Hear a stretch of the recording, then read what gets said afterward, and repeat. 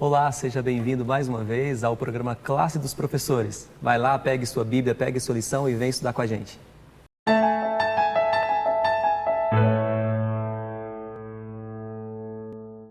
Querido amigo, querida amiga, seja bem-vindo mais uma vez a este programa Classe dos Professores. Nós estamos aqui reunidos toda semana para poder estudarmos a Palavra de Deus. A gente tem um guia chamado Lição da Escola Sabatina. Se você ainda não tem, você pode acessar lá o site da Casa Publicadora, cpb.com.br, adquirir o seu guia de estudo e participar com a gente.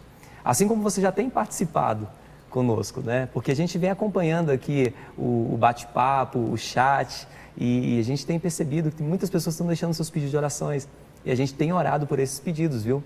Se você quer também participar com algum comentário da lição, pode fazê-lo também, que estaremos lendo os comentários, outras pessoas também vão estar acompanhando e todos nós teremos o crescimento esperado pelo Espírito Santo, tá? Olha só, hoje eu quero mandar um abraço muito especial para o Kazumi Moraes, nos assiste lá de Toyota City, Japão, e Adoflan Sabino, será que é parente do pastor que fica com a gente aqui, o pastor Davi Sabino? Bom, Adaflan, um abraço para você, o Adaflan é lá de Lábrea, Amazonas. Bom, antes de nós começarmos o nosso estudo, eu queria te lembrar que você pode, se não for ainda, se inscrever aqui no nosso canal. Você vai ser notificado sempre que tiver um vídeo novo e você também poderá, se gostar do conteúdo, clicar lá no gostei, no joinha, tá bom? Isso tudo é importante porque a plataforma entende que o conteúdo é relevante e dessa maneira vai estar mostrando o conteúdo para mais pessoas. É uma forma que nós podemos fazer para poder abreviar a volta de Jesus, porque dessa maneira a mensagem de Deus vai alcançar muitos corações. Eu vou apresentar para você aqui os nossos convidados. Eu tenho aqui ao meu lado a Vanessa. A Vanessa ela é membro da Igreja Adventista da Asa Norte Brasília. E ao lado dela está a Cristiane. Cristiane é membro da Igreja Adventista do Lago Sul, Brasília. E ao lado da Cristiane tem o pastor Davi Sabino. O pastor que é muito querido de muitas pessoas, e o pastor, porque a gente vai acompanhando ali o bate-papo ali, a gente vê muitas pessoas fazendo referência ao Senhor, né? O Senhor já passou por vários distritos, né? Vários locais aqui desse Brasil, e é muito querido, viu, pastor? Antes de nós começarmos nosso estudo, nós vamos fazer uma oração. Vanessa, por favor. Oremos. Nosso Deus, nosso Pai, se faça presente com o Teu Santo Espírito, falando por nós e falando a nós. Aonde quer que estejamos ou aonde quer que falemos, que o Senhor seja o nosso guia, nosso condutor e a nossa sabedoria. Fique conosco, obrigado por ter nos conduzido até aqui, em nome de Jesus. Amém. Amém. Bom, na semana passada, a lição ela falou sobre a resposta que Jesus deu ao escriba, né, quando perguntou qual é o maior dos mandamentos? E aí Jesus respondeu, né? Amar a Deus sobre todas as coisas, né? Agora, a lição dessa semana, que tem como título Os estrangeiros no meio de vocês, traz o seguinte, Deuteronômio capítulo 10, versículo 19, olha só. Amai, pois, o estrangeiro, porque fostes estrangeiro na terra do Egito. É interessante que quando Jesus respondeu a pergunta lá para o escriba, né, falando que era amar a Deus sobre todas as coisas, ele também acrescenta mais uma resposta, algo que ele não tinha perguntado, mas Jesus, por saber da importância, fez questão de falar também. E ele falou, o segundo mandamento, semelhante a este, é amar o teu próximo como a ti mesmo. Olha que maravilha. Pastor, a lição ela começou relembrando o que aconteceu lá em Horebe, né? O povo havia pecado contra Deus, né? Deus tinha feito aquelas tábuas, os 10 mandamentos, só que quando Moisés retornou, o povo estava em atitude idólatra, mostrando claramente que estavam desobedecendo às leis de Deus. Moisés então quebra aquelas tábuas, mostrando que a aliança com Deus foi quebrada. Aí Deus pede para que Moisés providencie novas tábuas, Moisés sobe novamente, Deus prepara de novo aquelas tábuas, escreve, né, com seu próprio dedo, como diz a Bíblia, naquelas tábuas. Agora, pastor, a minha pergunta está mais focada no versículo 16, deste mesmo capítulo. Lá fala sobre circuncisão, né? Mas fala que Deus pediu para circuncidar o coração. Como é que é isso? Interessante isso daí, né, Rafael? Quando a gente lê esse contexto que você apresentou, a gente percebe que o povo de Israel ele estava livre do Egito, mas eles continuavam cativos de práticas interiores que foram parte da sua cultura ao longo do processo de escravidão. Deus ainda não estava satisfeito, contente com a obra que estava sendo feita. Ainda faltava muita coisa para fazer no coração daquelas pessoas. Se de forma externa eles não eram escravos, internamente eles ainda estavam presos a um passado de práticas equivocadas, idólatras e etc. Por isso eles fizeram o que fizeram ali quando Moisés passou aqueles dias com Deus no monte, e você contextualizou muito bem. Então, quando Deus fala sobre circuncidar o coração, é uma coisa semelhante ao que nós temos hoje, né? Às vezes as pessoas vêm à igreja, elas assimilam a fé adventista nas suas doutrinas e práticas, digamos, teóricas, mas elas ainda continuam prisioneiras do passado, né? De mágoas, de erros, de defeitos que elas acariciaram ao longo da vida e que não conseguem superar. Então Deus fala, olha, vocês querem que eu diga uma verdade para vocês? Eu gostaria muito que vocês fossem mais felizes do que são, não apenas livres do Egito e da tristeza que era vocês viveram lá como escravos. Eu queria que vocês fossem felizes de verdade, livres no coração, que vocês gostassem de verdade de ser aquilo para o que eu chamei vocês e que vocês aceitaram, que é viver uma relação especial comigo. Então, eu gostaria muito que vocês livrassem o coração de vocês. Eu estou aqui para ajudar, livrar o coração de vocês das amarras que os prendem, as panelas, entre aspas, do Egito, né? Então, circuncidar o coração é não ter uma reverência, é não ter uma lealdade dividida. Eu estou com Deus do ponto de vista teórico, eu sou membro aqui do povo de Israel, mas o meu coração realmente está no Egito. Então, circuncidar o coração é uma mudança interior muito necessária. Mudança interior, né, pastor? Muitas vezes a gente fica preocupado com o exterior, né? E Deus está mais preocupado com o interior, né? Sim, Vanessa. Rafael, eu queria completar essa questão da circuncisão, trazendo um conceito da psicologia sobre o que é motivação ou sobre como nós funcionamos para mover o nosso comportamento. Existe a Albuquerque traz que existe o exógeno e o endógeno. O exógeno é exo, que é externo, gerado externamente. E o endógeno é aquilo que é endo, que é dentro, e geno, que é gerir, gerado internamente. Então vamos pensar aqui. Uma circuncisão, ou seja, uma conversão, ou um símbolo de aceitação, um símbolo de que estou em Cristo, ou que eu aceitei, meu coração está realmente assim, se ele é externo, né, ele é exógeno, se ele é gerado de fora para dentro, ele pode não se manter. Ou ele pode não continuar e não ter uma durabilidade ou uma estabilidade. Agora, se ele é endógeno, ou seja, se ele é gerado de dentro para fora, os comportamentos eles são alterados naturalmente, certo? Porque é de dentro para fora e tem uma durabilidade ou tem uma estabilidade maior e o seu comportamento se altera. O que eu estou querendo dizer? Trazendo esse conceito da psicologia, o ideal é que nós tivéssemos a circuncisão endógeno, de dentro para fora, como o pastor disse, a questão do coração. E quando se trata de coração em Deuteronômio, a gente tem que lembrar que tem 3 conceitos envolvidos ali, que é o ethos, o pathos e o logos, que o ethos é a emoção, o caráter e a sua vontade. Então, para os hebreus, todas as vezes que você ouvir a palavra coração, que você lê no contexto coração, está dizendo assim, olha, é o seu intelecto, ou seja, o que você pensa, o que é a sua razão, a sua percepção, mas ao mesmo tempo as suas emoções e a sua vontade, ou seja, a sua decisão. E isso tem que gerar de dentro para fora. Essa circuncisão tem que acontecer com o endógeno mesmo, de dentro para fora, para ela fazer sentido e ela ter durabilidade.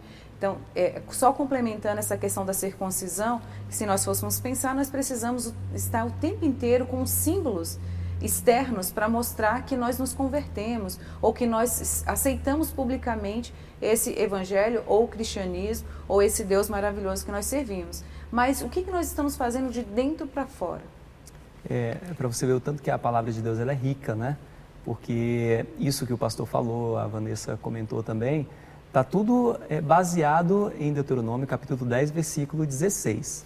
Agora eu vou deixar a bola contigo então, Vanessa, já que você está falando, vou deixar a bola contigo. Versículo 17 e 18, aí Deus dá o seu cartão de visita, né? Ele fala quem Ele é. Mas não para por aí, tem mais coisas ainda. Eu queria que você comentasse. O que de tão especial que a gente encontra nesses 2 versículos? Achei interessante essa visão. O cartão de visita é: eu sou justo, eu quero as coisas organizadas, eu amo vocês, mas ele pede o quê?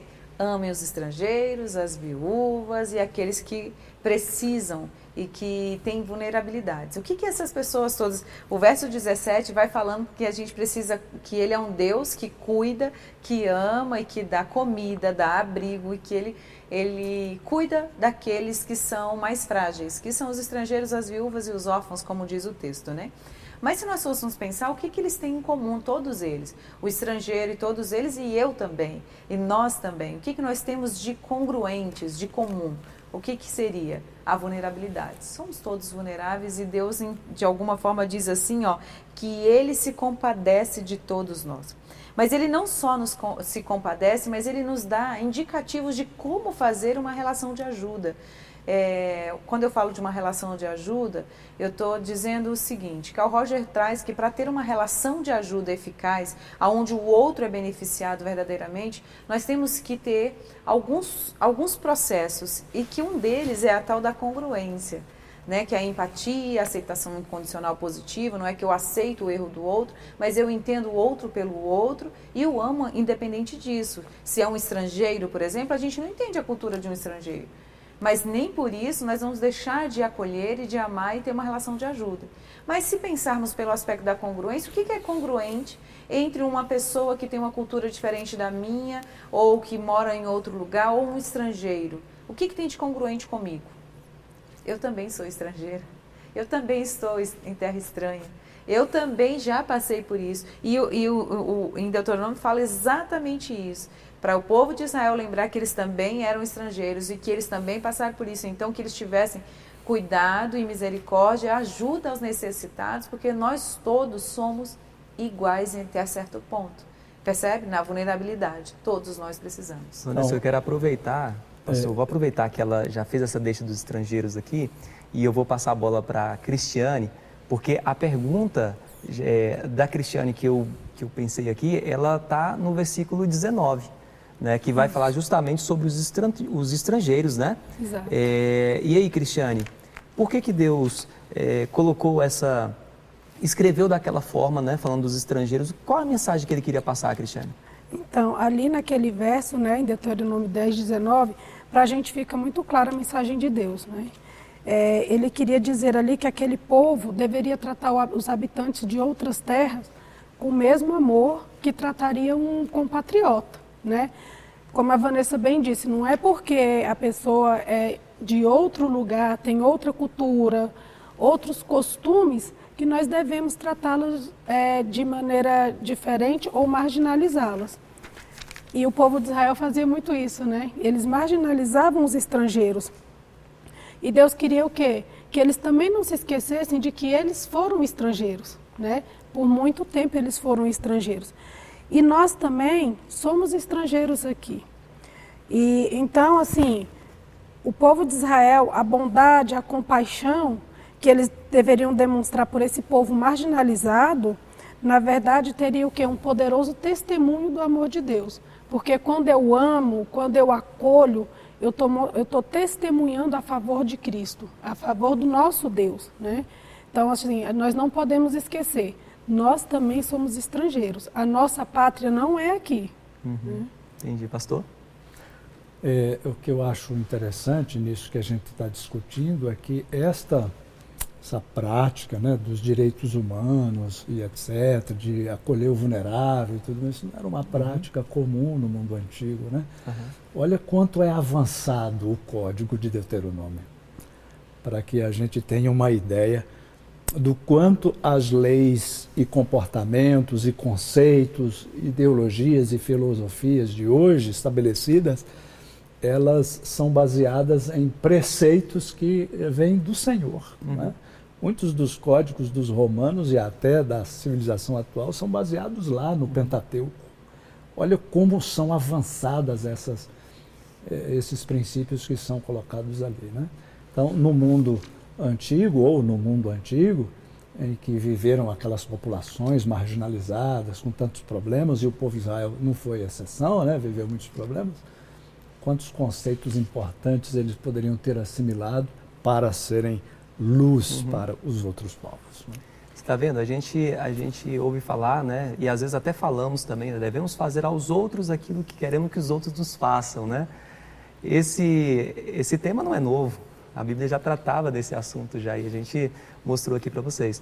Pastor, é muito comum ouvir falar que os pobres, os mais humildes, os mais simples, eles não têm o privilégio de participar da mesma justiça que outras classes de pessoas têm o acesso.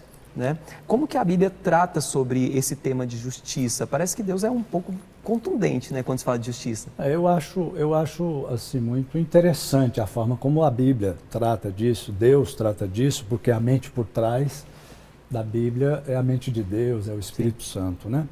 Ele diz lá, naquela regra áurea, né? Faça ao outro o que você quer que o outro faça a você. Então, o que eu vejo aqui de principal e forte para a gente refletir sempre, né, é que Deus não pede para a gente algo que Ele mesmo não faça. Né? Ele nos trata com uma gentileza, com uma misericórdia e com uma justiça que envolve todas estas virtudes, que serve de modelo para a gente. Ele está, em outras palavras, dizendo assim para a gente, olha, os direitos humanos, das pessoas mais vulneráveis, etc., por mais difícil que seja para você tratar as pessoas da forma como você gostaria, espelhe em mim. Eu faço assim. Por isso é importante a circuncisão do coração, né? Aquela mudança interior que é provocada pelo modelo, porque nós precisamos de modelos. Deus não chega assim para a gente, olha, viva uma vida santa, viva uma vida perfeita, simplesmente. Ele vive conosco. Jesus viveu aqui, os grandes homens de Deus e o povo de Israel mesmo teve demonstrações claríssimas da forma como Deus é, da forma como ele se revela, o seu caráter e tudo mais. Então, nós vivemos sob o impacto de um modelo espetacular, que é o modelo divino de caráter, de justiça e tudo mais. Então, Deus pede que a gente olhe sempre para Ele. Olhe para mim, conviva comigo, que você vai aprender a viver e ainda tem uma coisa mais importante ainda, né?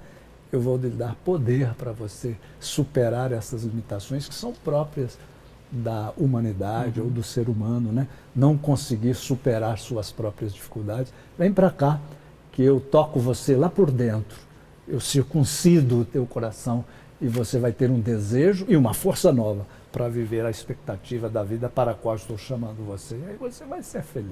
Né? Realmente. Vanessa, você já se sentiu humilhada? Não precisa responder não, tá? Mas olha só, eu particularmente acho que esse é um dos piores sentimentos que alguém pode experimentar. A Bíblia, em Deuteronômio, capítulo 24, versículo 10 a 15, dentro desse contexto, até dessa pergunta que eu te fiz, qual lição que a gente pode tirar desse texto? Rafael, a gente sempre passa por situações difíceis, de questões de ser humilhado. Isso acontece no contexto da vida, né? No cotidiano da nossa vida. Isso já aconteceu algumas vezes comigo. Mas o que é interessante em Deuteronômio é que ele, na verdade, te prepara de que você amar ao próximo e a si mesmo é uma expressão que existe lá, dentro do contexto da lei, mas é uma expressão constante de que a sensação, por exemplo, de estar sendo humilhado também é uma reflexão de que será que você conhece o Deus que te criou, o Deus que te dignifica, que te capacita, o Deus que fez você? Então, assim, devemos tratar todos com dignidade e respeito, porque ter a empatia, sabe aquela coisa, as pessoas falam que empatia é se colocar no lugar do outro. Na verdade, a empatia, num termo mais amplo, é se colocar no lugar do outro, de entender o outro, não fazer o que o outro faz, mas entender o outro pelo outro, e que tanto você quanto o outro se sentam bem numa relação ali de forma confortável. O problema é que às vezes a gente não respeita, a gente não consegue trazer uma dignidade nas relações que Deus dá. É Deus que nos capacita, Ele que nos criou, Ele que nos dignifica, e Ele nos pede, assim, especificamente, que a lei, né, naquela época, a lei dizia que você tinha que amar. E aí depois, lá na frente, no Novo Testamento, ela é reafirmada, não anulada, mas ela é reafirmada dizendo, agora você vai amar ao próximo como a ti mesmo, porque essa é a engrenagem, sabe? A engrenagem da lei, da aliança que Deus fez conosco, a engrenagem que é o ponto de alavancagem que faz esse motor girar, é o amor. E esse amor não nos deixa ter uma religião que não nos liga a Ele e que nos liga ao outro. Se essa religião me liga só a Deus, ela não é uma religião verdadeira, porque religião significa religar você a Deus. Muito bem, mas o momento que você se religa a Deus, você se religa também ao outro, ao próximo. E assim é o contexto de que, será que o nosso foco seria tratar todos com dignidade e respeito, assim como eu gostaria ou como eu preciso e mereço ser tratado? Foi assim que Deus determinou.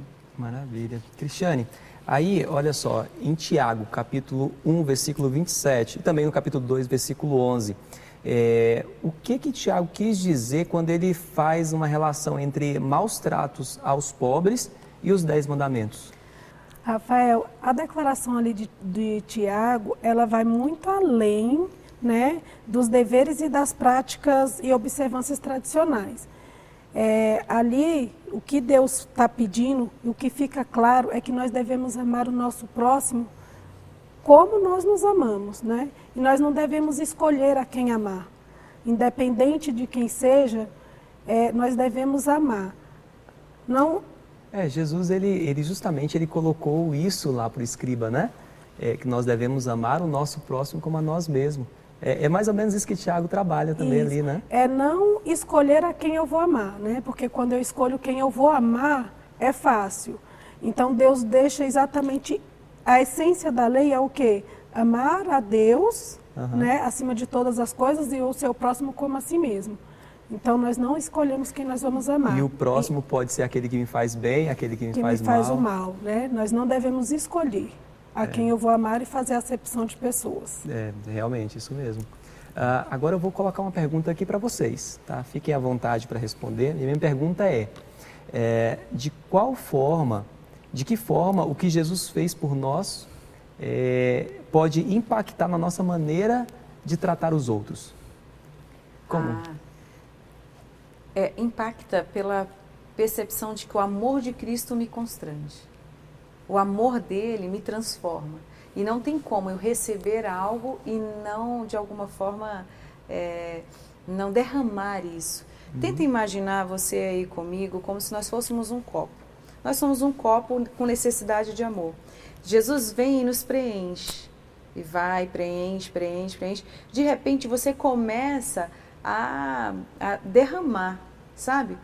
Tá fluido, fica fluido. Não adianta você ficar com esse copo parado, você precisa ir entregando o máximo possível. Quanto mais, é algo tão fantástico, e quanto mais você oferece, mais você tem. E não tem fim.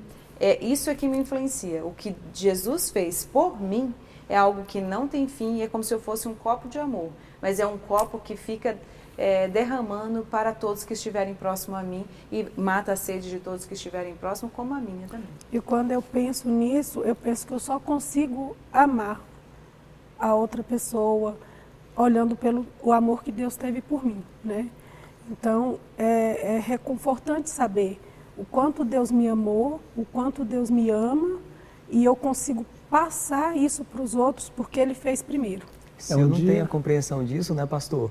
é porque o meu copo está vazio ainda, né? Um dia alguém encheu meu copo. Eu estava vazio, vazio de amor. Eu vivia perdido dentro de mim mesmo, né? Um dia veio alguém e encheu o meu copo. E isso não tem como não impactar a minha própria vida e a vida das outras pessoas, porque antes eu vivia de uma forma e agora eu passo a viver de forma muito mais exuberante. E aí começo a impactar a vida da minha esposa, da vida do meu filho, da comunidade na qual eu estou inserido.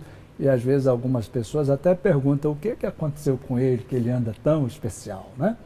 Então não tem como o fato de Deus encher o meu copo não impactar a minha própria vida e a vida de outra pessoa. Não tem como ter um encontro com Jesus e não ser transformado, né? Pois é, amigo, essa é a verdade. Que você busque esse encontro todos os dias na sua vida. Busque se conectar com Deus através da oração, do estudo da Bíblia, da lição. Dessa maneira você vai conseguir compreender a bênção, os milagres, as maravilhas que Deus tem feito na sua vida, e você vai conseguir também transmitir essas bênçãos, essas maravilhas para outras pessoas também que precisam, tá? Você é o canal de bênção que Deus vai utilizar para levar o amor dele a outras pessoas. Vamos orar? Querido Deus, obrigado, Senhor, porque o teu amor nos alcançou. E nós queremos, Senhor, te pedir que o Senhor nos ajude a transmitir o seu amor a outras pessoas também. É o que nós te pedimos em nome de Jesus. Amém. Amém. Obrigado pela tua companhia. Continue nos seguindo em nossas redes sociais, Adventista Lago Sul, e até o próximo programa.